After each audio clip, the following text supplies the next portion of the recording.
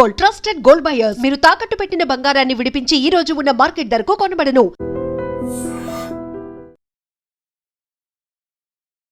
నాకు Nobel peace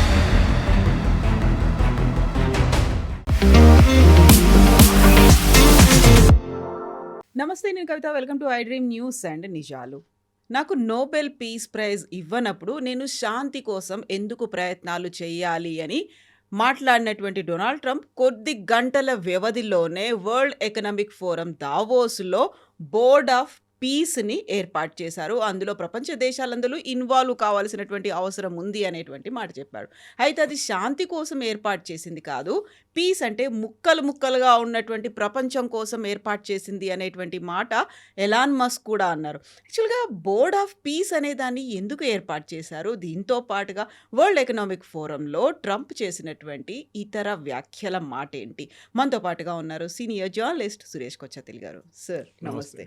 so మనం ప్రతిసారి వరల్డ్ ఎకనామిక్ ఫోరం అనగానే అక్కడ పెట్టుబడులు ఉంటాయి, ప్రపంచ దేశాలందరూ అక్కడికి వస్తారు అనుకున్నప్పుడు ట్రంప్ చేసినటువంటి విచిత్రమైనటువంటి వాదనలతో పాటుగా సరికొత్తగా వచ్చినటువంటి ప్రతిపాదనలు, వీటన్నిటి గురించి దావోస్ ఎందుకని వేదిక అయింది? అసలు ట్రంప్ దావోస్కి ఎందుకు వచ్చారు నాకు కూడా ఇప్పుడు అర్థం కావట్లేదు. ఎందుకంటే ఆ స్పీచ్ ఆయన యూఎస్లో ఇచ్చేసి అయిపోతుండే. బికాజ్ అన్నీ ఆయన డొమెస్టిక్ పొలిటిక్స్ గురించి మాట్లాడారు అక్కడ వచ్చి. మా దేశం చూడండి, లోకంలో అన్నిటికంటే పెద్ద దేశం, అన్నిటికంటే మోస్ట్ పవర్ఫుల్ నేషన్, అన్నిటికంటే most powerful army, air force, navy, అన్నిటికంటే తక్కువ ఇన్ఫ్లేషన్, అందరు ప్రజలు హ్యాపీగా ఉన్నారు. మిగతా అన్ని దేశాలు నేను ఇట్లా పొద్దున్న లేవగానే వాళ్ళు భయపడుతున్నారు నన్ను అని చెప్పి పర్సనల్గా ఒక సెల్ఫ్ ప్రైజ్ డబ్బా కొట్టుకుంటున్నాడు ఆయన. కానీ మనం అనలైజ్ చేస్తే, ఆ రోజు డావోస్లో చేసిన స్పీచ్ అనలైజ్ చేస్తే దాంట్లో చాలా అబద్ధాలు ఉన్నాయి. ఒకటి, ఫస్ట్ ఆయన ఏమన్నానంటే ఇన్ఫ్లేషన్ చాలా తక్కువ ఉందన్నారు. యూఎస్లో అందరు హ్యాపీగా ఉన్నారు, inflation is the lowest in the history అన్నారు. అది కాదు, అక్కడ ఇన్ఫ్లేషన్ ఉంది, కానీ ఏదో అక్కడ డేటా ఫడ్జింగ్ జరిగింది. దాంతోపాటు అక్కడ ఉన్న ప్రజలు అంటున్నారు టారిఫ్ పెట్టిన తర్వాత మాకు ప్రోడక్ట్స్ మీద మా రేట్ పెరిగింది న్యాచురలీ. ఇప్పుడు భారతదేశం నుంచి బాస్మతి తీసుకెళ్తున్న వాళ్ళ మీద 50% పెడితే అక్కడున్న ప్రజలు 50% ఎక్కువ కట్టాల్సి వస్తుంది. 50 కాదు 60 కూడా కావచ్చు ఒకసారి. మళ్ళీ ఇన్ఫ్లేషన్ ఎట్లా తగ్గిందండి?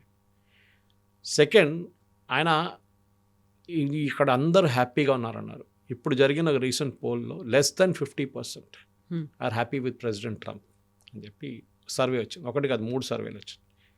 సో ఎవరు హ్యాపీ ఉన్నారు? ఎవరు లేరు.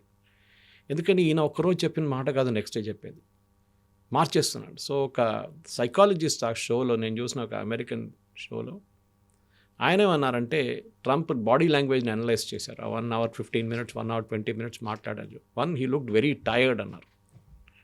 సెకండ్, స్లరింగ్ ఇన్ స్పీచ్, మాట్లాడుతున్నాడు స్పీచ్ స్లర్ అవుతుంది, అది పాసిబ్లీ ఓల్డ్ ఏజ్, తడబడడం. థర్డ్, వాళ్ళ ఫ్యామిలీలో అల్జైమర్స్ హిస్టరీ ఉంది. సో బహుశా వాళ్ళ ఫాదర్కి అల్జైమర్స్ ఉండే. His father head severe case of Alzheimer. So Alzheimer అనేది జీన్లో వస్తుంది, నెక్స్ట్ జనరేషన్ కూడా వస్తుంది. అది బహుశా the early setting off Alzheimer's Trump కేసులో వస్తుందని. Anyway, that's a medical condition, మనకు దానికి సంబంధం లేదు. కానీ దాని ఎఫెక్ట్స్, ఒక president who is holding a nuclear button, ఆయనకు ఆ పవర్ ఇస్తే రేపు ఏం చేస్తాడు? రేపు సడన్గా కోపం వచ్చి గ్రీన్లాండ్స్ మీద ఒక న్యూక్లియర్ బాంబ్ వేసారని చెప్పి ఆర్డర్ ఇస్తే వాళ్ళు చేస్తారు. బికాజ్ అమెరికన్ కాంగ్రెస్కి ఓవర్ రైడింగ్ అథారిటీ లేదు. ఉంది, యుద్ధాన్ని చేయడానికి కాంగ్రెస్ అప్రూవల్ తీసుకోవాలి, వాళ్ళ పార్లమెంట్ అప్రూవల్ తీసుకోవాలి. కానీ ఇట్లాంటి పొజిషన్లో న్యూక్లియర్ బటన్ నేను చేతిలో పెట్టి ఇట్లాంటి పని చేస్తే రేపు ఏదో కోపం వచ్చి సడన్గా వేసేసేయండి ఆ న్యూక్లియర్ బాంబు రండి, తీసుకెళ్ళి నాగాసాకి, హిరోషిమా వేసినట్లని వీళ్ళని కూడా ఫినిష్ చేసేసేయండి, చాలా లోలీ చేస్తున్నారు వీళ్ళని చెప్పేసి. ఇది ట్రంప్ ప్రాబ్లం. ఇంకొక ఇన్స్టెన్స్లో ఆ స్పీచ్లో చాలా బోరింగ్ కొట్టింది. యాక్చువల్గా స్పీచ్ ఏం లేకుండే, అన్ని సెల్ఫ్ డబ్బాలే కొట్టాడు ఆయన. డ్రగ్స్ గురించి మాట్లాడే, ప్రిస్క్రిప్షన్ డ్రగ్స్. మనకు 2 types డ్రగ్స్ ఉంటాయి, ఓటీసీ ఉంటుంది, ప్రిస్క్రిప్షన్. ఓవర్ ద కౌంటర్ అంటే మన ఈ క్రోసిన్, మన డోలో లాంటి కొంటున్న డ్రగ్స్కి ప్రిస్క్రిప్షన్ అక్కర్లేదు, we can go by over the counter. Prescription అంటే షెడ్యూల్ హెచ్లో వచ్చిన డ్రగ్స్ని ప్రిస్క్రిప్షన్ డ్రగ్స్ అంటారు. అది యూఎస్లో రేట్లు నేను చాలా తగ్గించేశాను, నేను దాన్ని 100% తగ్గించేసాను. వై 100%? 200, 300% తగ్గించేశాను. So they was a mathematician was analysing speech. ఆయన వీడియో కూడా నేను చూశాను. ఆయన ఏమన్నారంటే, మ్యాథమెటిక్స్లో 100% రిడక్షన్ అనగానే దాని వాల్యూ 0 అయిపోతుంది, విచ్ ఇస్ కరెక్ట్. మళ్ళీ మీరు డ్రగ్ని 0 రేట్లో అమ్ముతున్నారా? లేదు కదా. సో ఆయన ఒక ఎగ్జాంపుల్ ఇచ్చాను. ఈయనేమన్నారంట, నేను మ్యాక్రాన్కి ఫోన్ చేసి ఆయన బెదిరించాను. నేను చెప్పాను, మీ ఫ్రాన్స్ నుంచి వస్తున్న డ్రగ్స్ మీద మీరు రేటు తగ్గించకపోతే నేను మీ మీద రేపు పొద్దున్న నుంచి షాంపెయిన్ అండ్ వైన్ మీద 200% టారిఫ్ పెట్టేస్తాను టుమారో మార్నింగ్ అన్నారంట.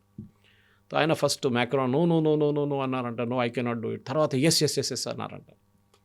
చూడండి, తగ్గించేసాడు మ్యాక్రాన్. సో ఇదే ఒక సైంటిస్ట్ ఉండే ఆయన. Actually he analysed and said ఏం తగ్గలేదు. యుఎస్లో ఒక ప్రోడక్ట్, ఒక మెడిసిన్ $10 అమ్ముతున్నప్పుడు మ్యాక్రాన్ దగ్గర ఏం చెప్పారంట, నువ్వు దాన్ని 50% చేయాలి. ఈయన చెప్పి ఆన్ స్టేజ్ చెప్పారు ట్రంప్. $50 చేసేసేయండి. $5 ఫ్రాన్స్లో అమ్ముతున్న డ్రగ్ మీరు యూఎస్లో $10 అమ్ముతున్నారు, మీరు ప్రాఫిట్ చేసుకుంటున్నారు, మా ప్రజలు కష్టపడుతున్నారు, ప్రజల కోపం వస్తుంది. ఒక పని చేయండి, మీ దగ్గర ఉన్న $5 డ్రగ్ని $50 చేయండి. అప్పుడు మా ప్రజలు అంటారు, అబ్బా చూడండి అక్కడ $50 అమ్ముతున్న ట్రంప్ మాకు $10 ఇస్తున్నారు. రేట్ మారలేదు, అదే $10. అదేం తగ్గినట్టు కాదు, కాకపోతే వాళ్ళకి ఒక ఫీల్ అంతే. ఎమ్మెల్యే ఏడుకొండలో దాసనారాయణరావు గారు చేసిన అదే స్ట్రాటజీ అన్నమాట ఇది కూడా. ఇది మనం అర్థం చేసుకోవాలి. ట్రంప్ది ఆయన చేయలేని పనులన్నీ చేశాను చెప్తున్నాడు. అదే స్పీచ్లో గ్రీన్లాండ్ని 5 సార్లు ఐస్లాండ్ అన్నారు. సో అందరు స్టేజ్ మీద చెప్పినప్పుడు కూడా స్టేజ్ బయట ఉన్న ఎవరు దాని గురించి కౌంటర్ చేయలేదు. తర్వాత ప్రెస్ వాళ్ళు వెళ్ళి వైట్ హౌస్ ప్రెస్ సెక్రటరీ దగ్గర అడిగారంట, ఇదేంటి ఈయన ఐస్లాండ్ అంటున్నారు, ఒకసారి అయితే తప్పైందని చెప్పొచ్చు, 5 సార్లు అన్నట్టు రిపీట్ చేశారు. అదేంటంటే గ్రీన్లాండ్లో చాలా ఐస్ ఉంది కదా, దానికోసం ఐస్లాండ్ చెప్పారంట. వాళ్ళ లాజిక్ చూడండి, పక్కన ఐస్లాండ్ అని ఇంకో కంట్రీ, వాళ్ళు భయపడుతున్నారు ఇప్పుడు ఇక్కడ వస్తాడేమో అని. ఇప్పుడు ఏం చేశారు, లాస్ట్ ఈసారి నేను టారిఫ్లు పెట్టాను, యూరోప్ మీద టారిఫ్లు పెట్టాను. అది ఎందుకు జరిగిందంటే ఈ స్పీచ్ ఇస్తున్న అదే టైంలో కవిత గారు ట్రంప్ స్టేజ్ మీద ఉన్నప్పుడు డావోస్లో యుఎస్ స్టాక్ మార్కెట్ 2% పడిపోయింది. 2% పడడం చాలా పెద్దది వాళ్ళ దగ్గర. Literally wiped out billions. ఎందుకంటే యూరోప్ నుంచి ఉన్న ఎక్స్పోర్ట్స్ బ్యాన్ చేస్తే యుఎస్ కంపెనీస్ ఎఫెక్ట్ అవుతారు. ఎందుకంటే చాలా ప్రోడక్ట్స్ యూఎస్లో తయారు చేయలేకపోతున్నారు. ఒకటి, టెక్నాలజీ అవుట్డేటెడ్ అయిపోయింది. సెకండ్, వాళ్ళ కాస్ట్ చాలా ఎక్కువ యూఎస్లో. సో వాళ్ళు యూరోప్ నుంచి ఎక్స్పోర్ట్ చేస్తారు. అది కాకుండా అమెరికా నుంచి ఎక్స్పోర్ట్ చేస్తున్న ప్రోడక్ట్స్ కూడా యూరోప్ బంద్ చేసేస్తారు. ఇన్ఫ్యాక్ట్ ఒక ఇన్ఫార్మల్ అగ్రిమెంట్కి వచ్చారంట ప్రజలు అక్కడ, యూఎస్ నుంచి వస్తున్న ప్రోడక్ట్స్ని మేము బాయ్కాట్ చేయబోతున్నాం. ఫ్రాన్స్లో కానివ్వండి, జర్మనీలో కానివ్వండి, ఇట్లాంటి దేశాల్లో. అది విని అమెరికన్ కంపెనీస్ భయపడుతున్నారు, మా ప్రోడక్ట్స్ కూడా అక్కడ బంద్ అయిపోతుందేమో రేపని.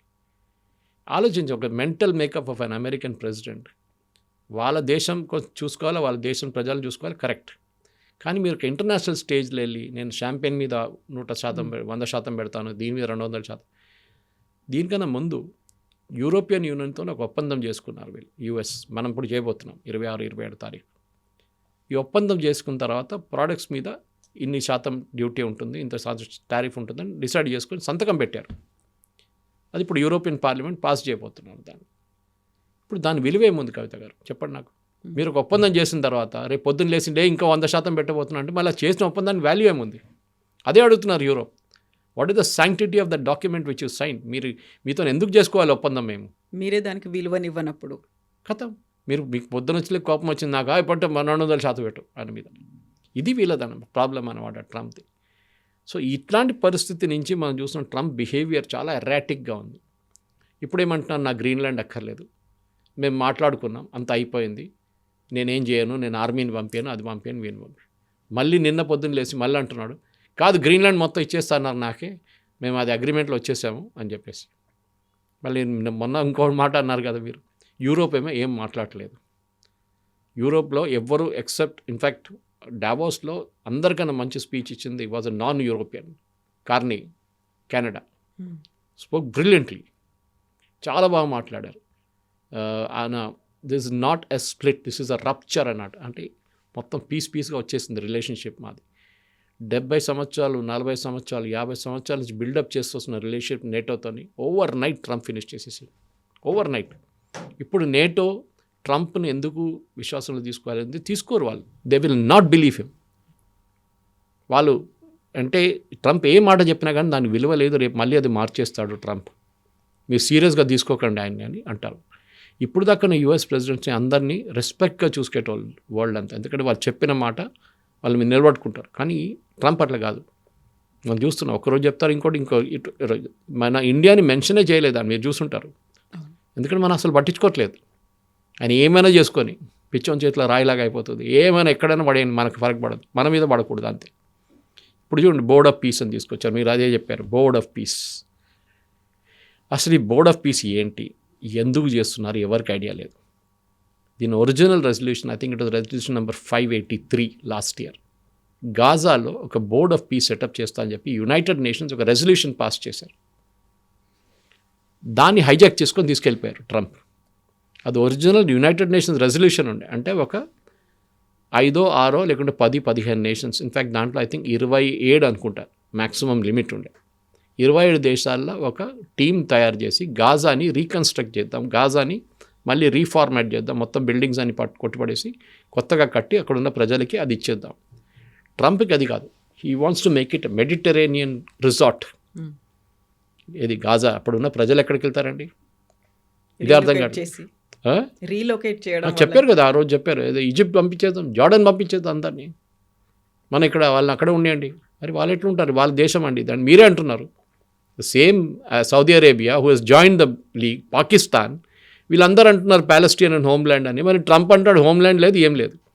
అది కాకుండా మీరు $1 బిలియన్ ఇస్తే చైర్ ఇస్తాను, కుర్చీ ఇస్తాను కూర్చోడానికి. అదేంటండి, పెట్టుబడి మీరు పెడతా అన్నారు ఫస్ట్ గాజా రీకన్స్ట్రక్షన్కి, ఇప్పుడేమంటున్నారు అందరూ కలిసి $1 బిలియన్ పెట్టాలంటున్నారు. ఎందుకు పెట్టాలండి, దాంట్లో ఏ గ్యారెంటీ, మనకేమొస్తుందండి, అమెరికన్ కాంట్రాక్టర్స్ వస్తారు. ఈ బోర్డ్ ఆఫ్ పీస్లో సీనియర్ కౌన్సిల్స్ ఉన్న, అంటే టాప్ మోస్ట్ లెవెల్లో ఉన్న అందరు Americans, Marco Rubio, Ajay Banga former World Bank, వీళ్ళందరూ ఉన్నారు. Given Jared Kushner he son in law, ఆయన కూర్చోబెట్టాడు. ఈయనేమో దానికన్నా అందరికన్నా పైన, ఈయనకు వీటో పవర్, అంటే ఎవరు ఏమైనా రెజల్యూషన్ పాస్ చేసి ఈయన వీటో చేసేస్తాడు దాన్ని. ఒక సూపర్ యుఎన్గా తయారయ్యాడు యునైటెడ్ నేషన్స్లో. నాకు అర్థం కావట్లేదు, ఒక కామెడీ షో లాగా అయిపోయింది. ఇప్పుడు ఏం చేస్తాడో అర్థం కావట్లేదు. వై ఆయనకేంటి కోపం అంటే, ట్రంప్కి యునైటెడ్ నేషన్స్ పనికిరాదు. Correct, even I agree with that. ఒక డిబేటింగ్ సొసైటీగా మారిపోయింది, దాని విలువ లేదు అసలు. కానీ దానికి ప్యారలల్గా ఇంకొక యునైటెడ్ నేషన్ తయారు చేయడం కాదు సొల్యూషన్, ఉన్నదాన్ని సరిదిద్దండి ఎట్లనా. యునైటెడ్ నేషన్స్ చాలా స్లో, ఎస్ కరెక్ట్, కానీ వాళ్ళు చాలా మంచి పని చేస్తున్నారు. ఇప్పుడు ఇవాళ ఏమో లేటెస్ట్ న్యూస్, నేను WHO నుంచి బయటకు వచ్చేస్తాను, వరల్డ్ హెల్త్ ఆయనకి ఎప్పుడు పడదు, World Health Organization Covid time నుంచి, కరోనా టైంలో ఎక్కువ అయింది అది. సో ఆయన అంటే వాళ్ళు పట్టించుకొని, నేను వాళ్ళని ఆల్రెడీ 26 ఆర్గనైజేషన్ నుంచి బయటకు వచ్చారు యుఎన్లో. దాంట్లో మన ఇంటర్నేషనల్ సోలార్ అలయన్స్ ఒకటి మనం లీడ్ చేస్తుంది. ఆయనకి ఎవరికే లేదు.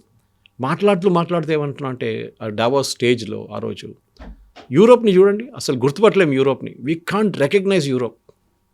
అంటే అక్కడ వచ్చిన ప్రజలు సుడాన్ నుంచో, ఆఫ్ఘనిస్తాన్ నుంచో, ఇరాన్ నుంచో పారిపోయి వచ్చిన వాళ్ళు, సరే అన్చెక్డ్ మైగ్రేషన్ ఉండే బ్రిటన్లో స్పెషలీ, మారిపోయింది మొత్తం. లండన్ మేయర్ ముస్లిం, లండన్ చూస్తే ఇప్పుడు ఒక ఇస్లామిక్ స్టేట్ లాగా అనిపిస్తుంది మీకు. అదంతా కరెక్టే ట్రంప్ చెప్తా, కానీ that is not his logic. ఆయన ఏమంటున్నారంటే, మీరు యూరోప్కి వెళ్ళండి, అక్కడ అన్నీ మీకు విండ్ మిల్స్ కనిపిస్తుంది.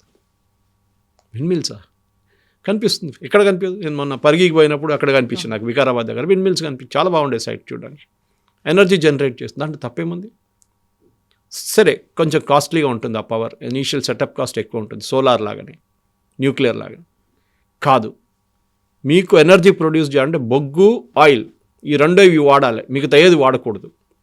ఎందుకు? ఆయిల్ వాళ్ళు ప్రొడ్యూస్ చేస్తారు, బొగ్గు మాదారించి కొనుక్కోండి. ఇది యుఎస్ లాజిక్. తొవ్వి తీసుకొని ఏమైనా చేసుకోండి. మనం ఎప్పుడైనా తెలుసు, పవర్ ప్రొడక్షన్లో అన్నిటికంటే చీపెస్ట్ ఉన్నది హైడల్ పవర్, నీళ్ళ నుంచి. నాగార్జున సాగర్, శ్రీశైలం, బాక్రానంగల్, చాలా డ్యామ్స్ ఉన్నాయి మన దగ్గర, అట్లాంటివి, తుంగభద్ర, ఇట్లాంటి డ్యామ్స్ నుంచి మనం పవర్ ప్రొడ్యూస్ చేసుకుని చీప్గా ఉంటుంది. అది చాలా కాస్ట్ ఎఫెక్టివ్గా ఉంటుంది, పర్ యూనిట్ కాస్ట్ చాలా తక్కువ ఉంటుంది. అన్నిటికంటే ఎక్కువ సోలార్ అండ్ విండ్ ఉంటుంది, న్యూక్లియర్ కూడా. ఇనిషియల్ సెటప్ కాస్ట్ హై ఉంటుంది, ఎందుకంటే సెటప్ చేసి కొన్ని సంవత్సరాల తర్వాత కాస్ట్ తగ్గుతుంది, క్యాపిటల్ కాస్ట్ అంతా రైట్ ఆఫ్ అయిపోయిన తర్వాత. ఈయనకు అది కాదు ప్రాబ్లం. అక్కడ విండ్ మిల్స్ ఉంది చూడండి, అదంతా ప్రొడ్యూస్ చేస్తుంది చైనా వాళ్ళు. చైనా డబ్బులు సంపాదిస్తున్నారు, చైనాకి వెళ్తుంది డబ్బులని. సోలార్ ఉన్నాయండి, ఇది ఉన్నాయండి, అన్నీ చైనాకి వెళ్తుంది డబ్బులు. ఇది ఈయన లాజిక్. అసలు అర్థం కావట్లేదు. ఇప్పుడు వచ్చిన తర్వాత అన్నాడు కదా, నేను ఏంటిది green energies and nonsense, we are exiting the Paris agreement. Paris agreement అంటే కాప్ అగ్రిమెంట్లో వచ్చిన ఒక అగ్రిమెంట్లో 2070 కంట్రోల్ చేయడం, 2070 దాకా కార్బన్ డైఆక్సైడ్ ఎమిషన్స్ కంట్రోల్ చేసి దాన్ని మ్యాక్సిమం తగ్గించడానికి ట్రై చేస్తున్నాం. జీరో. మనం already we are on the way that, India is doing very well. కానీ ఇప్పుడు నేను దాన్ని పట్టించుకోను. ప్రాబ్లం ఏంటి కవిత గారు, ఇప్పుడు ఈయన ఇక్కడ ఉన్నారు, ఇప్పుడు సంవత్సరాల తర్వాత ఉండడు, అయిపోతుంది ఈయన ప్రెసిడెంట్. అప్పుడు ఏం జరుగుతుంది? ఈ బోడో పీస్ ఏమవుతుందో, పీసెస్ అయిపోతుంది అప్పుడు. ఎగ్జాక్ట్లీ. ఎలాన్ మస్క్ అంటుంది అదే కదా, పిఈఏసిఈ కాదు పిఐఈసిఈ అనే మాట. అంతే. బికాస్ నెక్స్ట్ ప్రెసిడెంట్ రాగానే ఫస్ట్ థింగ్ వీళ్ళందరూ తీసి బయటపడేస్తాడు. జారెడ్ కుష్నర్ ఉండరు, మార్కో రూబియో ఉండరు, అజయ్ బాంగ్ ఉండరు, ఎవరు ఉండరు, అందరిని తీసి బయటపడేస్తాడు.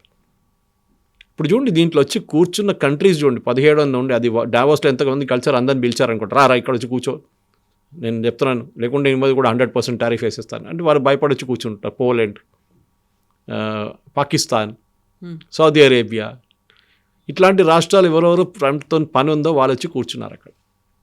పాకిస్తాన్కి అయితే $1 బిలియన్ ఇవ్వాలని డబ్బులు కూడా లేవు, వాళ్ళ దగ్గర అప్పు తీసుకోవాల్సి వస్తుంది వాళ్ళు దానికోసం. కానీ వాళ్ళు ఎందుకు వచ్చినారు? ట్రంప్ని హ్యాపీగా పెట్టాలి కదా, ఆల్రెడీ రేర్ ఎర్త్స్ ఇస్తున్నాం ఆయనకి, ఆయన క్రిప్టో కరెన్సీలు ఇస్తున్నాం. ఇన్ఫ్యాక్ట్ మొన్న ఒక రిపోర్ట్ వచ్చింది యుఎస్, ఐ థింక్ యుఎస్ కాంగ్రెస్లోనే వచ్చింది, దట్ ట్రంప్ ప్రెసిడెంట్గా అయినప్పుడు సెకండ్ టర్మ్ నుంచి ఇప్పుడు 1 సంవత్సరం అవుతుంది ఎగ్జాక్ట్లీ, వాళ్ళ family business is worth $1.7 trillion crypto కరెన్సీతో మెయిన్గా. సో కాన్ఫ్లిక్ట్ ఆఫ్ ఇంట్రెస్ట్ ఉంటుంది ఎప్పుడు కవిత గారు. కాన్ఫ్లిక్ట్ ఆఫ్ ఇంట్రెస్ట్ ఏంటంటే, ఇప్పుడు మోదీ గారు ఉన్నారు, మోదీ గారు రేపు ఒక బిజినెస్ పెట్టుకున్నారు, మోదీ గారు బ్రదర్ అనుకోండి, ఆయన పాపగా రేషన్ షాప్ నడిపిస్తున్నాడు, కానీ ఇప్పుడు రేపు ఆయన పెద్దగా బిజినెస్ పెట్టిండు, 1,000 కోట్ల బిజినెస్ పెట్టిండు. మోదీ గారు ఏమంటారు, ఆ ఫ్రెండ్స్ పిలిచి, అరే దాంట్లో పెట్టుబడి పెట్టండి, అది చాలా మంచి ప్రాజెక్ట్, దాంట్లో డబ్బులు పెట్టండి అంటారు. మోదీ గారు చెప్పారని చెప్పి ఒక 100 మంది కంపెనీలు వచ్చి పెడతారు ఆయనకు హ్యాపీగా పెట్టుకోవడానికి. ఇది నడుస్తుంది యూఎస్లో. అప్పుడు conflict of interest, because you are using your power for business, మీ పర్సనల్ బిజినెస్కి. మీ దేశానికి చేసుకుంటే ప్రాబ్లం ఉండదు, దేశంలో పెట్టుబడి పెట్టరా అంటే చాలామంది వస్తారు, ఎస్, అప్పుడు మీకు పర్సనల్ ఇంట్రెస్ట్ ఏం లేదు. ఇది వాళ్ళ సొంత ఫ్యామిలీ కంపెనీ, జారెడ్ కుష్నర్ కూర్చున్న కంపెనీ, వాళ్ళ సన్నిలో కూర్చున్న దాంట్లో, ఆ కంపెనీలో పెట్టుబడి పెట్టడానికి పాకిస్తాన్కి వెళ్ళి మన అసీం మునీర్తో డబ్బులు తీసుకొని పెట్టించుకున్నాడు దాంట్లో క్రిప్టో కరెన్సీ. దాన్ని లీగలైజ్ చేశారు, ప్రెసిడెన్షియల్ ఆర్డర్ ఇచ్చి ట్రంప్ హెస్ లీగలైజ్డ్ ఇట్. ఎందుకంటే బిట్కాయిన్ లాంటి చాలా మటుకు డిఫరెంట్ కరెన్సీస్ ఉన్నాయి, క్రిప్టోస్, దాన్ని ఆయన నడిపిస్తున్న దాన్ని లీగలైజ్ చేసి ఆయనే సంతకం పెట్టారు. దానికన్నా పెద్ద కాన్ఫ్లిక్ట్ ఆఫ్ ఇంట్రెస్ట్ ఉండదు. అది కూడా ఆలోచించండి. ఇప్పుడు పెట్టారు, 3 సంవత్సరాల తర్వాత వచ్చిన ప్రెసిడెంట్ ఇది ఇల్లీగల్ అని చెప్పేస్తే దాంట్లో ఉన్న డబ్బులు మొత్తం పోతాయి, రాత్రికి రాత్రి మాయమైపోతాయి. Crypto currency it's not there in physical format, వాళ్ళు బంగారం కొని పెట్టట్లేదు అక్కడ. ఇదంతా స్పెక్యులేటివ్ బిజినెస్, ఇది ఇవాళ ఉంటుంది రేపు ఉండదు. ట్రంప్ జరుగుతుంది, ట్రంప్లో ప్రతి దాంట్లో ఆయన చేస్తున్నాడు. ఇప్పుడు నేను ఆయుధాలు అమ్ముతాను, నేను అది చేస్తాను. సౌదీ అరేబియా F-35 కొనుక్కున్నారు. ఏం చేసుకుంటారు 100 పెట్టుకునే వాళ్ళు? అది కూడా 10 సంవత్సరాల తర్వాత లాస్ట్ డెలివరీ. ఎందుకంటే ట్రంప్ని హ్యాపీగా పెట్టుకోవాలి. ఖతర్ ఏమో ఇంకా వాళ్ళని ప్రేస్ చేసి మొత్తం ఎయిర్క్రాఫ్ట్ ఆయనకి ఇచ్చేశారు ఒకసారి, పెద్ద 747 పెట్టుకోండి, మీరు మీకు ప్రెసిడెన్షియల్ ఎయిర్క్రాఫ్ట్గా యూజ్ చేసుకోండి. ఇట్ ఈస్ లైక్ ఎ లంచం, బ్రైబ్, హ్యాపీగా పెట్టి. ఎందుకంటే ట్రంప్ ఖతర్ మీద ఏం యాక్షన్ తీసుకోకూడదు. Qatar is home to all terror groups, మధ్య Muslim Brotherhood, Hamas, ISIS, al-Qaeda, వీళ్ళందరూ అక్కడ ఉన్నారు. కానీ వాళ్ళ మీద యాక్షన్ తీసుకోకూడదు. మీ బేస్ ఉంది కదా, యుఎస్ ఎయిర్ ఫోర్స్ బేస్, ఇంకా కావాలన్నా ల్యాండ్ మేము ఇంకా ఇస్తాం మీకు. అట్లా మనం డేగో గార్సియా చూసాం, మనం same thing we talked about, మనం మాట్లాడాం కూడా దాని గురించి. ఇదే ఆయనకు కావాలి. ఎక్కడ భూమి కనిపిస్తుందో, ఎక్కడ ల్యాండ్ కనిపిస్తుందో, ఆయన రియల్ ఎస్టేట్ బ్రోకర్. ఆయన ట్రంప్, మన ఫ్రెండ్ ఒకరు చెప్పారు, మన భారతదేశంలో ట్రంప్ది మ్యాక్సిమం ప్రాజెక్ట్ భారతదేశంలో కూడా ఉందంట. చాలా మటుకు పట్టుబడి ఇక్కడ పెట్టారు, ట్రంప్ టవర్స్ అని, ఎక్కడ అన్నీ కనిపిస్తుంది ప్లేసెస్. మీరు యూఎస్ ప్రెసిడెంట్గా ఉన్నప్పుడు మీరు డిసోసియేట్ అయిపోవాలి దాని నుంచి. నాకు, నా ఫ్యామిలీకి, నా బిజినెస్కి సంబంధం లేదని చెప్పి. I'll give an example. Rajeev Chandrasekhar బీజేపీలో జాయిన్ చేసినప్పుడు ఆయన పేరెంట్ కంపెనీ ఉండే, ఆయన ఫస్ట్ బీపీఎల్ మొబైల్ నడిపించింది. దాని తర్వాత ఆయన నడిపిస్తున్న ఏషియానెట్ కమ్యూనికేషన్ని హోల్డ్ చేసి జూపిటర్ ఎంటర్టైన్మెంట్ అని చెప్పి కంపెనీ ఉంది. ఆయన దాని నుంచి రాజీనామా చేశారు, బోర్డు నుంచి. సరే, ఆయన స్టేక్ అక్కడే ఉంది, వాళ్ళ కూతురు బోర్డుకి వచ్చేసారు. చాలామంది అంటారు దాంట్లో ఏముంది, పేరు మార్చాడు కదా అంతే అని. కాదు, at least is moved out from that. రేపు అక్విజిషన్ ఉండదు, ఎందుకంటే మన దగ్గర సెబీ చాలా సీరియస్గా తీసుకుంటారు ఇట్లాంటి. రేపు రాజీవ్ చంద్రశేఖర్ ఆయన పొజిషన్ యూజ్ చేసి ఏషియానెట్కి యాడ్లు ఇప్పిస్తే, గవర్నమెంట్ ఆఫ్ ఇండియా యాడ్లు ఇప్పిస్తే, దెన్ అందరూ అంటారు, చూడండి ఆయన లింక్ పెట్టేస్తారు, BJP president, state president, government of India యాడ్లు రాజీవ్ చంద్రశేఖర్ వాళ్ళ ఛానల్కి ఇప్పించారు. కాన్ఫ్లిక్ట్ ఆఫ్ ఇంట్రెస్ట్ వచ్చేస్తుంది. ఇది జరగకూడదు. ట్రంప్ చేస్తుంది ఇదే. ప్రతి దాంట్లో మీరు అనలైజ్ చేసే Kavitha garu, he's doing this. ఇదే ఎథిక్స్ ఎక్కడ పోయింది? ఎథిక్స్ అంతా పోయిందిలే, అంతా not that Bill Clinton or George Bush లేకుంటే ఒబామా వీళ్ళందరూ సంపాదించారు. ఒబామా ఆయన వచ్చినప్పుడు ఆయన దగ్గర ఉన్నది $1 million అంట బ్యాంక్లో. ఆయన అక్కడి నుంచి బయటకు వచ్చినప్పుడు 50 బిలియన్ అయిపోయిందంట. 50 మిలియన్ అయిపోయింది. వీళ్ళందరూ ఏం చేస్తారు, బుక్ డీల్ సైన్ చేస్తారు, బుక్స్ రాస్తారు. నేను ప్రెసిడెంట్గా ఉన్నప్పుడు ఇది చేశాను అది చేశాను అని చెప్పి ఒక పుస్తకం, అది దాన్ని ఫస్ట్ డబ్బులు పెట్టుకొని వీళ్ళకి అడ్వాన్స్ వస్తుంది. దాని నుంచి వీళ్ళు they will make their money. So ఇట్లాంటి పరిస్థితులు ఇప్పుడున్న దాంట్లో ప్రెసిడెంట్ ట్రంప్ నెక్స్ట్ ఏం చేయబోతున్నాడు అని అర్థం కావట్లేదు. ఈ బోర్డర్ పీస్ ఎక్కడికి పోతుంది, గాజాలో ఏం చేయబోతున్నారు. గాజాలో 40% గాజాని ఇప్పుడు కూడా కంట్రోల్ చేసేది హమాస్. వాళ్ళు ఏమంటున్నారు, ఆయుధం మేము కింద పెట్టే ప్రసక్తే లేదు, మేము చేయం, మేము ఇవ్వం మీకు ఆధారం. ఈయనేదో పాలెస్టీనియన్ అథారిటీ నుంచి ఒక జూనియర్ని తీసుకొచ్చి సీఈఓగా కూర్చోబెట్టాడు ట్రంప్. హమాస్ రేపు వాని కావాలంటే వాడిని తీసేస్తారు. ఎట్లా మీరు ఇది ఇట్లా నడిపిస్తారా? ప్రతి దేశంతో కన్సల్ట్ చేసి, స్పెషలీ స్టేక్ హోల్డర్స్ ఉన్నారు అరబ్ వరల్డ్లో, వాళ్ళతో మాట్లాడి ఏం చేయాలి, గాజా రీకన్స్ట్రక్షన్ ప్రాజెక్ట్ అక్కడున్న ప్రజల దగ్గర అడగాలి, మీకు ఏం కావాలి. వాళ్ళు ఇప్పుడు కూడా మేము హమాస్ని సపోర్ట్ చేస్తూ అంటున్నారు. అంటే మీరు ఏ బిల్డింగ్ కట్టినా కానీ దాని కింద వాళ్ళు టనల్ కట్టుకుంటారు రేపు. ఇదేనా మీ ప్రాజెక్ట్? అన్నిటికంటే డేంజర్. ఎందుకు ఇండియా జాయిన్ కావట్లేదు కవిత గారు? We should understand that point. మీరు ఆ బోర్డ్ ఆఫ్ పీస్ది ఆబ్జెక్టివ్స్ చూస్తే ఎక్కడెక్కడో కాన్ఫ్లిక్ట్స్ ఉందో అక్కడక్కడ మేము పోతాం. రేపు కశ్మీర్లో వస్తారు, భారత్ కశ్మీర్ నడిమిట్లో ఉన్న గొడవని మేము చూసుకుంటాం అని చెప్పి ఒక బోర్డ్ ఆఫ్ పీస్ పెడతారు కశ్మీర్లో. మనం మేము అంగీకరించాం. We will not agree to it. Modi garu దానికోసం వెళ్ళట్లేదు. వానికి తెలుసు this will finally end up there అని. ఒక ట్విస్ట్ ఉంటుంది, డెఫినెట్గా ఉంటుంది. 8 యుద్ధాలు ఆపారంటున్నారు. ఎక్కడ మా 8 యుద్ధాలే లేవు. ఒక రష్యా యుక్రెయిన్ వారు ఉండే, పాకిస్తాన్ రష్యా నేనే ఆపాను, సుడాన్లో ఎవరో రోడ్డు మీద కొట్టుకున్నారంట, వాళ్ళని కూడా తీసుకొచ్చి వైట్ హౌస్లో సంతకం పెట్టించారు, అది కూడా యుద్ధం అయిపోయింది. థాయిలాండ్ కంబోడియా యుద్ధం ఆపాను, వాళ్ళు ఇప్పుడు కూడా కొట్లాడుతున్నారు. వాళ్ళు బోర్డర్లో అవుతుంది, నథింగ్ హెస్ స్టాప్డ్. కానీ క్లెయిమ్ ఉంటుంది నేను, అది కూడా మీరు ఏ స్టేజ్లో మాట్లాడుతున్నారు? మీ ముందు కూర్చున్న వాళ్ళు ఆర్ బిలియనర్స్ అండ్ బిలియనర్స్. అంత పెద్ద బిజినెస్ వాళ్ళు కూర్చున్నారు మీ ముందు, అంత పెద్ద పొలిటీషియన్స్ కూర్చున్నారు, అన్ని హెడ్స్ ఆఫ్ స్టేట్ చాలామంది ఉన్నారు. ప్రతి మంచి స్టేజ్ మీద వచ్చి మాట్లాడిన నేను మొన్నటి నుంచి చూస్తున్నాను వీడియోలు. నేను ఇప్పుడు కూడా నాకు మొత్తం I have not completed. German, French, Canadian, ఇంతే, అండ్ ట్రంప్, వీళ్ళిద్దరిదే చూశాను ఇప్పుడు దాకా. ఇంకా చాలామంది ఉంది చూడడానికి స్పీచెస్, ప్యానల్ డిస్కషన్స్ ఉండే, ఇంకా అది కూడా ఉంది చూడండి. అశ్విని వైష్ణవ్ గారు చూసాను, చాలా బాగుండేది దట్ ప్యానల్ డిస్కషన్. కానీ అది కాదు, మీరు ఇట్లాంటి ఎడ్యుకేటెడ్ మంది ముందు నిలబడుతున్నప్పుడు ఇట్లాంటి ఫూలిష్ స్టేట్మెంట్లు చేయడంతో మీ ఇమేజ్ పడిపోతుంది. ఆయనకు అస్సలు ఈజ్ నాట్ బాదర్డ్. ఇజ్రాయెల్ ఎందుకని సైన్ చేసింది మరి అందులో? That is a good question. ఇజ్రాయెల్కి దాంట్లో రోల్ ఉంది.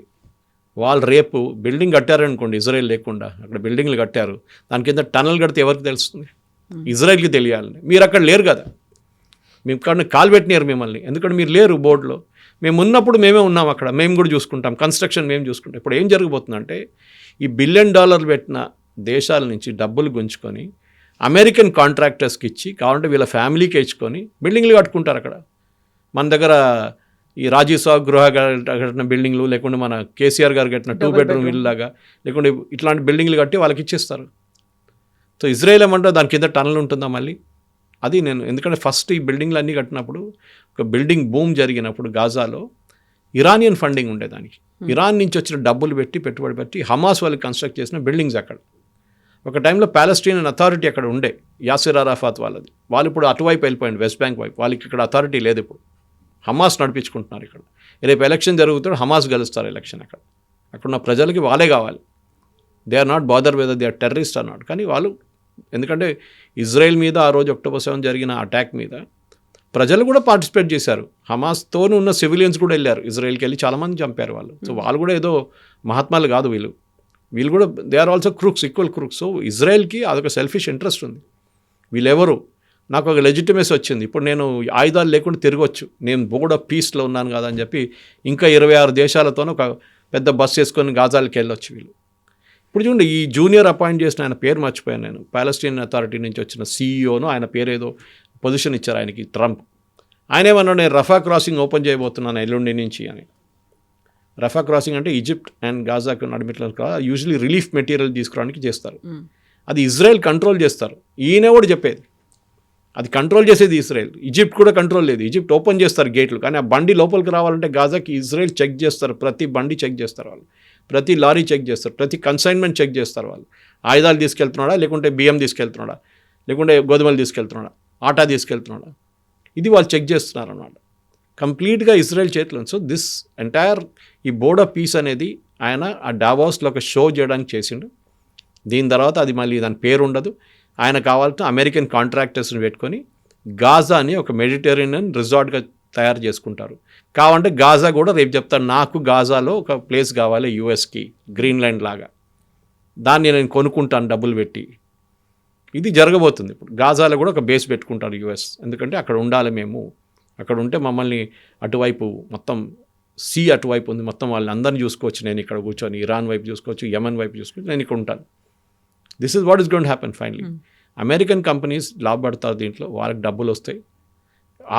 ఈయనకేమో ఈయన ఒక డిక్టేటర్ లాగా యునైటెడ్ నేషన్స్కి ఒక ప్యారలల్ ఆర్గనైజేషన్ క్రియేట్ చేస్తున్నారు. అది ఈయన ఏం అన్నమాట. కానీ యుఎన్లో ఆ రోజు పాస్ అయిన రెజల్యూషన్కి, ఐ థింక్ 583 రెజల్యూషన్కి ఒక డెడ్ లైన్ ఉండే. 2027లో ఈ ప్రాజెక్ట్ అయిపోవాలని చెప్పి ఒక డెడ్ లైన్ ఉంది. ఇప్పుడు మనం ఆల్రెడీ 2026కి వచ్చేసాం. ఒక సంవత్సరం లోపల మీరు కట్టేసి మీరు ఎగ్జిట్కి అయిపోవాలి అక్కడి నుంచి చెప్పి యుఎన్ ఒక రెజల్యూషన్ పాస్ చేశారు. ఆ రెజల్యూషన్ మాట్లాడలేదు ఇప్పుడు దాని గురించి. మీరు ఎన్ని రోజులు ఉంటారు గాజాలో, గాజాలో దాన్ని అయిపోయిన తర్వాత మీరేం చేస్తారు అక్కడ, ఇది ఎవరికి తెలియదు. రేపు హమాస్ మళ్ళీ వీళ్ళ మీద దాడి చేస్తే వీళ్ళందరూ పారిపోతారు అక్కడి నుంచి. ఇదే ఇజ్రాయెల్ మీద, ఇదే సౌదీ అరేబియా మీద దాడి చేయొచ్చు రేపు హమాస్. ఇది అప్పుడు ఎవరు ప్రొటెక్ట్ చేస్తారు? అప్పుడు ట్రంప్ అంటాడు నాకు తెలియదు, అది మీ ప్రాబ్లం, ఇండివిజువల్గా మీరు చూసుకోవాలంటారు. So the entire thing is basically ఆయనకి ఇంటర్నేషనల్ ఆర్గనైజేషన్స్ అంటే నచ్చదు. నేను చెప్పాను చూడండి, మొత్తం ఇక్కడి నుంచి అక్కడి నుంచి అన్నిటి రిజైన్ చేసి, కానీ ఒక అమెరికన్ ప్రెసిడెంట్ చేయాల్సిందేనా ఇది అనే ప్రశ్న వస్తుంది. ఎందుకంటే ఆయన అంటున్నాడు మిగతా దేశాల్లో, ఇప్పుడు ఇరాన్ తీసుకోండి, నాకు బాధ అనిపిస్తుంది. ఇరానియన్స్ ఏమన్నారు, హెల్ప్ ఇస్ ఆన్ ద వే, మీరు పోరాడండి, రోడ్ మీద వెళ్ళి దిగండి, మీరు కొట్టండి ఇరానియన్ సోల్జర్స్ని, రెవల్యూషనరీ గార్డ్ని కొట్టండి, వాళ్ళ గవర్నమెంట్ ఆఫీస్ని ధ్వంసం చేయండి అన్నారు. మేము వస్తున్నాం, షిప్పులు తీసుకొని వస్తున్నాం. ఏమైందండి? 5,000, 6,000, 7,000, 12,000 మంది చనిపోయారు అంటున్నారు. The Iranian people were cheated. వాళ్ళు బిలీవ్ చేశారు ట్రంప్ని, ఏం చేయలేకపోతున్నాడు. It is not Venezuela. నేను ఇరానియన్ రెజీమ్ని సపోర్ట్ చేయట్లేదు, they are most autocratic regime, దాంట్లో డౌట్ లేదు, వాళ్ళని అక్కడ తీసేయాల్సిందే. కానీ ఈయన ఇంత పెద్ద హోప్ ఇచ్చి పాపం వాళ్ళని రోడ్డు మీద దింపి వాళ్ళు కుక్క సాగు చచ్చారు వాళ్ళందరూ. ఇప్పుడు ఏమైంది వాళ్ళకి, ఏం దొరికింది వాళ్ళకి? ఇట్లాంటి ఫాల్స్ హోప్స్ ఇస్తారు. ఇప్పుడు మాట్లాడలేదు ఇరాన్ గురించి. వెనెజువేలా తీసుకోండి, మేము వెనెజువేలాలో పెట్టుబడి పెట్టిపోతున్నాం, మేము ఆయిల్ ఇట్లా తీసుకుంటాం, అది అమ్మేసుకుంటాం అన్నారు. అన్ని షెవ్రాన్, ఎక్సాన్ మొబైల్, అన్ని ఆయిల్ కంపెనీస్ని వైట్ హౌస్ పిలిపించారు వారం ముందు. We'll invest 100 billion, he will invest 100 billion అన్నారు. వాళ్ళు బయటకు వచ్చారు, మేము 10 పైసలు పెట్టాము, $1 కూడా పెట్టాము మేము. ఎందుకంటే మేము దీనికన్నా ముందు పెట్టే పెట్టుబడి మొత్తం పోయింది అక్కడ. హ్యూగో షావేజ్ వచ్చి మొత్తం తీసుకెళ్ళిపోయాడు, నేషనలైజ్ చేసేసాడు మొత్తం మా ప్రాజెక్ట్స్ని. మాకు అప్పుడు రావాల్సిన డబ్బులు ఇవ్వండి అని చెప్పి ట్రంప్కి అడిగారు. మేము అప్పుడు పెట్టాం పెట్టుబడి 20 బిలియన్, 50 బిలియన్ పెట్టాం, మాకు ఆ డబ్బులైనా మాకు రిటర్న్ ఇచ్చేసి మా షేర్ హోల్డర్స్ అడుగుతున్నారు, మేము పబ్లిక్ లిమిటెడ్ కంపెనీ అంటే. అదంతా పోయింది, that is all right of. Now you talk new things. ఇప్పుడు ఎవ్వరు పెట్టుబడి పెట్టట్లేదు. ఎందుకంటే వీళ్ళకి భయం ఏంటంటే మళ్ళీ ట్రంప్ పోయినాక కొత్త ప్రెసిడెంట్ వచ్చినప్పుడు ఆయన పాప అంటాడు రేపు, నథింగ్ డూయింగ్, ఎవ్రీబడి ఎగ్జిట్ వెనెజువేలా అంటారు. ఏం చేస్తారు? స్టెబిలిటీ లేదు. యుఎస్ ప్రెసిడెంట్ కంటిన్యూటీ ఉండాలి. ఎప్పుడు ఒక పని చేసినప్పుడు నెక్స్ట్ ప్రెసిడెంట్ వస్తున్నప్పుడు ఇట్ షుడ్ కంటిన్యూస్లీ. అది కాకుండా నాకు ఇదే ఇష్టం, ఒక టైరెంట్ లాగా, ఒక హిట్లర్ లాగా ఆయన బిహేవ్ చేస్తున్నాడు. ఇప్పుడు ఆ పేరు వాడడం కరెక్టో కాదు, కానీ హిట్లర్ లైక్ బిహేవియర్. లోకమంతా నాదే, నా చేతిలోనే ఆడుకుంటారు వీళ్ళందరూ, వీళ్ళు ఎక్కడికి వెళ్తారు, ఇది ట్రంప్ లాజిక్ అన్నమాట. Thank you so much. Thank you very much. Thank you. And for more videos, Please subscribe to iDream. Please subscribe to iDream. Please subscribe iDream. And please subscribe to iDream. For more videos, subscribe to iDream. please like, share and subscribe to the channel. Congratulations, iDream. Subscribe to iDream. Subscribe to iDream. So subscribe to iDream Media. iDream ki iDream team andarki huge congratulations. Please subscribe iDream Media. Please subscribe to iDream. Subscribe iDream. Please subscribe to iDream. iDream అంటే నా కళల ఛానల్ను subscribe చేసుకున్న నోరు తిరుగుతలేదు, మీరైతే గంట గుర్తు కొట్టండి. For more such videos, please subscribe to iDream. Subscribe to iDream. Please subscribe to iDream. Please subscribe iDream Media. Please do subscribe to iDream. Please subscribe to iDream Media. For best entertainment and information, please subscribe iDream. And don't forget to subscribe to iDream.